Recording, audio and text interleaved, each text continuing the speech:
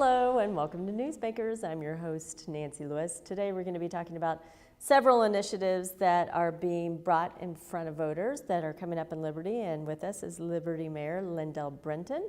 And we're here today in the Truman Library in Independence, Missouri. So talk to me a little bit about what's on the ballot to start with. Well, the citizens have been asking us for quite some time to find a way that we could replace the current animal shelter we have for animal control. It's seriously inadequate and outdated. They wanted us to find a way that we could showcase Liberty to get more visitors into the city of Liberty to help businesses. And then finally, a couple brick and mortar projects that are really important to the city. They've been asking when are we going to finish the South Liberty Parkway, which is a major east-west route from I-35 to 291 Highway. And then our downtown square is kind of showing a little bit of age, and so they want a rejuvenation project. It's almost been there 2 centuries, and it's time for us to help upgrade that a little bit. Talk to me a little bit about how you know what citizens are asking for. Do you survey them? Do you talk to them?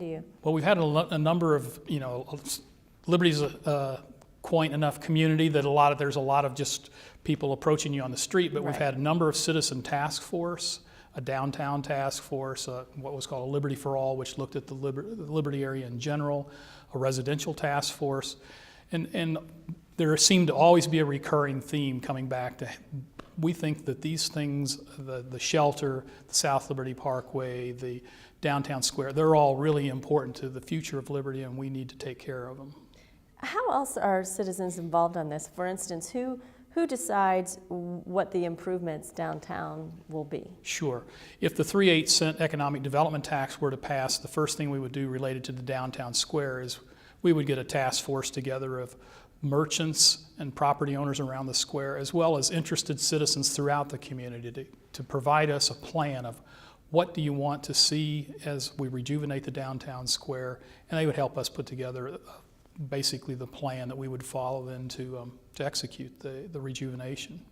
You talked about how they said that they want to promote your city, and how's that going to be paid for? Well, that'll be paid with a hotel tax, and so we feel like that's pretty minimal impact on our citizens because for the most part it's going to be visitors to our city that pay that. We get the privilege of paying it whenever we go to almost any other community in the metropolitan area, and we just want to extend the same courtesy and have people pay that at our hotels, and then we in turn use that money to attract them and other folks to our city as visitors. And your citizens have told you, yeah, we'd probably be happy to have someone else pay for that. They would. They would. We get to pay that in every other community we go to, so yes. And the South Liberty Parkway, people are telling you it's something that they want and they've wanted for a little bit. Well, it's really critical because of the traffic patterns in Liberty. We only have one east-west corridor that connects the interstate highway I-35 to 291 in the east side of our city. This would provide a second roadway for that, which would help congestion considerably. We think about 1/4 of our population, about 7,000 people, live in the southeastern portion of Liberty. They would use this corridor rather than what's the other corridor, Kansas Street, which is severely congested. And in addition to that, it would open up about 1,100 acres for development. The commercial and residential communities are starting to show a lot of interest in Liberty with the recovering economy now. So we need to get this roadway complete so that it's a area that those folks would be really interested in building. And the votes when? November 4th.